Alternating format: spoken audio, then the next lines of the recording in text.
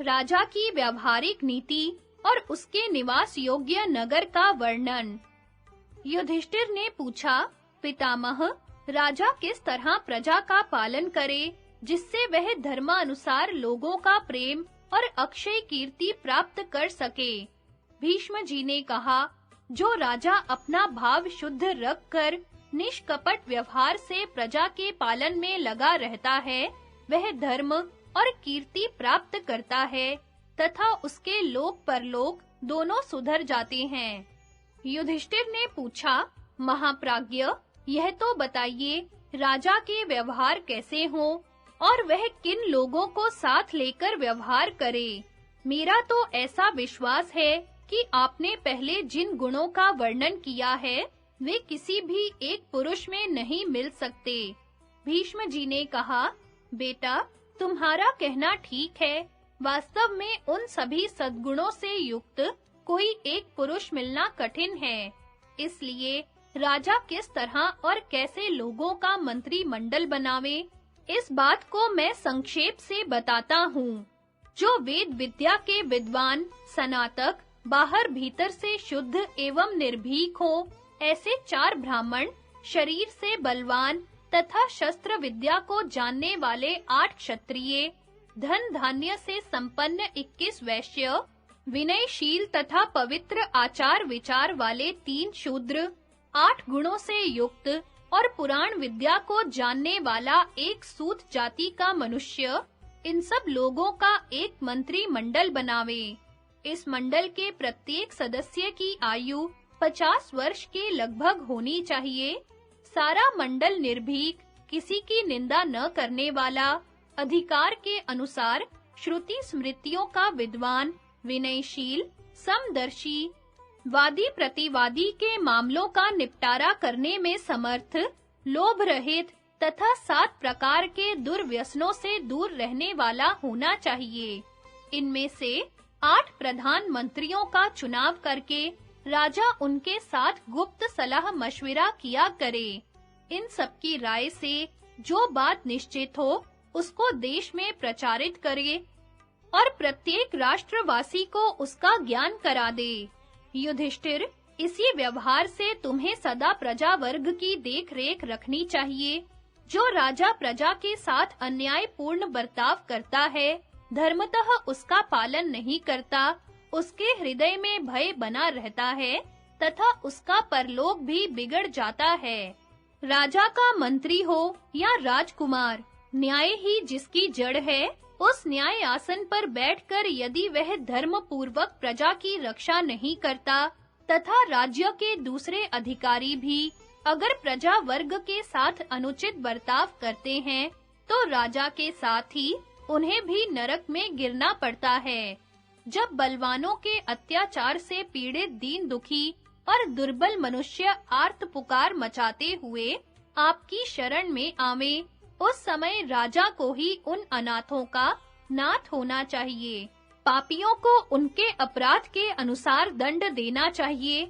उनमें से जो धनी हो, उनको तो संपत्ति से वंचित कर देना चाहिए और जो गरीब हो, उन्हें जेल खाने में कैद करना चाहिए और जो बहुत दुष्ट हो, उन्हें पीट कर राह पर लाना चाहिए।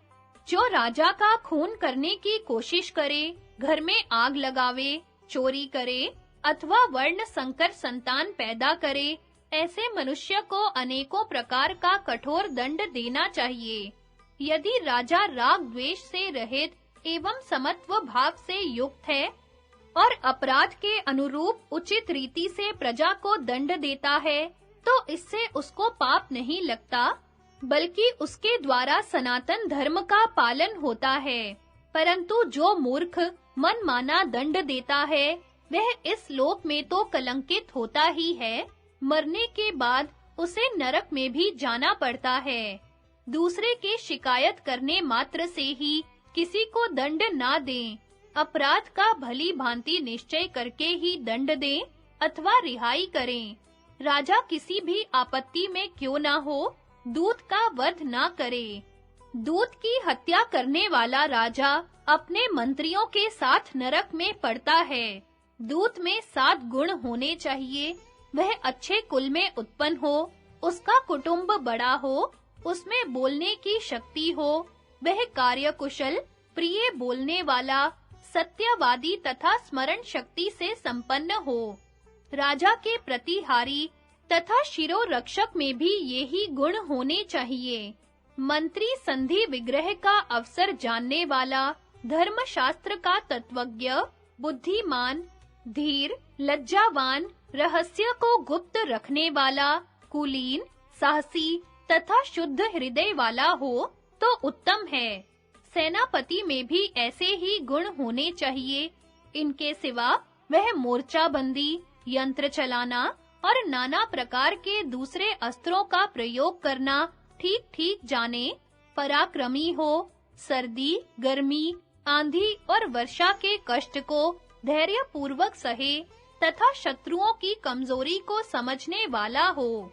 राजा दूसरों का अपने ऊपर विश्वास पैदा करे, पर स्वयं किसी का भी विश्वास न करे। उसके लिए अपने पुत्रों पर भी पूरा विश्वास करना अच्छा नहीं। यह नीति शास्त्र का तत्व है जो मैंने तुम्हें बता दिया। किसी पर भी पूरा विश्वास न करना राजाओं का परम गोपनीय गुण है। युधिष्ठिर ने पूछा, पितामह, राजा स्वयं कैसे नगर में निवास करे, पहले से बनी हुई राजधानी में या नया नगर बसाकर रहे? भीष्म जी ने कहा, जहाँ सब प्रकार की संपत्ति प्रचुर मात्रा में भरी हुई हो, ऐसे 6 प्रकार के दुर्गों का आश्रय लेकर नए नगर बसाने चाहिए। पहला है धन्व दुर्ग, जिसके चारों ओर दूर तक निर्जल प्रदेश हो, उस किले को धन्व दुर्ग कहते हैं। दूसरा मही दुर्ग है, तीसरा गिरि दुर्ग, चौथा मनुष्य दुर्ग, पांचवा मृत्तिका दुर्ग और छठा वन दुर्ग है। जिस नगर में इनमें से कोई ना कोई दुर्ग हो, जहां अन्न और अस्त्र शस्त्रों की अधिकता हो, जिसके चारों ओर मजबूत दीवार और गहरी तथा चौड़ी खाई बनी हो, जहां हाथी, घोड़े और रथों की कमी ना हो, विद्वान और कारीगर बसे हो, आवश्यक वस्तुओं से भरे कई भंडार हो, धार्मिक तथा कार्यदक्ष मनुष्यों का निवास हो, चौराहे और बाजार जिसकी शोभा बढ़ा रहे हो, जो व्यापार के लिए प्रसिद्ध स्थान हो, जहां पूर्ण शांति हो, कहीं से भय आने की संभावना ना हो, जिसमें बड़े-बड़े शूरवीर और धनाढ्य रहते हो, वेद मंत्रों की ध्वनि गूंजती रहती हो, तथा जहां सदा ही सामाजिक उत्सव और देव पूजन का क्रम चलता रहता हो, ऐसे नगर के भीतर अपने वश में रहने वाले मंत्रियों तथा सेना के साथ राजा को स्वयं निवास करना चाहिए। राजा का कर्तव्य है कि वह उस नगर के खजाने, सेना तथा व्यापार को बढ़ावे, मित्रों की संख्या भी अधिक करे, नगर तथा प्रांत के सब प्रकार के दोषों को दूर करे, अन्न भंडार तथा अस्त्र शस्त्रों के भंडार को यत्न पूर्वक बढ़ाता रहे, सब प्रकार की वस्तुओं के संग्रहालय को भी बढ़ावे, मशीन तथा अस्त्र शस्त्रों के कारखानों की उन्नति करे, काठ, लोहा, धान की भूसी, कोयला, बांस, तेल, घी, शहद, औषध, सन, करायल, धान्य, अस्त्र शस्त्र, बाण, ढाल, बेंत तथा मूंज और वल्वच की रस्सी आदि सामग्रियों का संग्रह रखे। पौंसरों, कुओं, अधिक पानी वाले जलाशयों तथा दूध वाले वृक्षों की सदा रक्षा करे। आचार्य, ऋत्विज, पुरोहित, महान धनुर्धर, थवई, ज्योतिषी और वैद्यों का यत्न पूर्वक सत्कार करे। विद्वान, बुद्धिमान, जितेंद्रिय, कार्यकुशल, शूर, बहुज्ञ तथा साहसी मनुष्यों को ही सब कामों में लगावे। राजा को यत्न पूर्वक धार्मिकों का सम्मान करना और पापियों को दंड देना चाहिए। ये सभी वर्णों को अपने-अपने कर्मों में लगाना चाहिए। जासूसों के द्वारा नगर और देश के बाहरी तथा भीतरी समाचारों को अच्छी तरह जानकर फिर उसके अनुसार काम करना चाहिए। जासूसों से मिलने, गुप्त परामर्श करने, खजाने की जांच पड़ताल करने तथा विशेषतः अपराधियों को दंड देने का कार्य राजा को अपने हाथ में रखना चाहिए। गुप्तचर रूपी नेत्रों के द्वारा सदा इस बात पर दृष्टि रखे कि मेरे शत्रु, मित्र अथवा तटस्थ व्यक्ति नगर या प्रांत में कब क्या करना चाहते हैं। उनकी चेष्टाएं जान लेने के पश्चात सावधानी के साथ उनका प्रतिकार करें, भक्तों का आदर करें और द्वेष रखने वालों को कैद में डाल दें। नित्य नाना प्रकार से यज्ञ करें, किसी को कष्ट न पहुंचाते हुए दान दें, प्रजाजनों की रक्षा करें और कोई भी काम ऐसा ना होने दें जिससे धर्म में बाधा आती हो। दीन, अनाथ, वृद्ध तथा विधवाओं की जीविका का प्रबंध करें, उनके योग क्षेम का ख्याल रखें।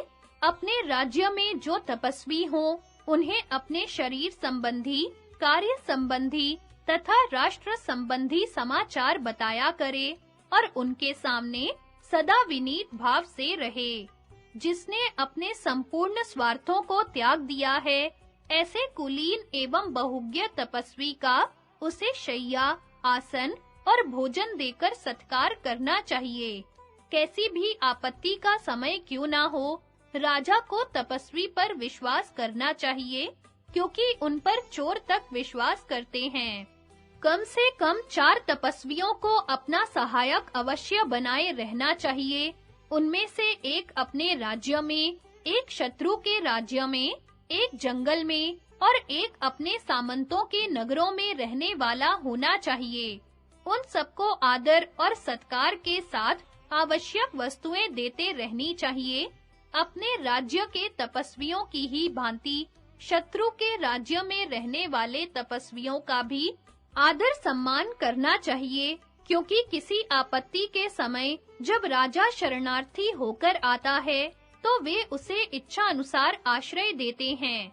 युधिष्ठिर, तुम्हारे पूछने के अनुसार राजा को जैसे नगर में निवास करना चाहिए, उसका लक्षण मैंने संक्षेप से बता दिया है।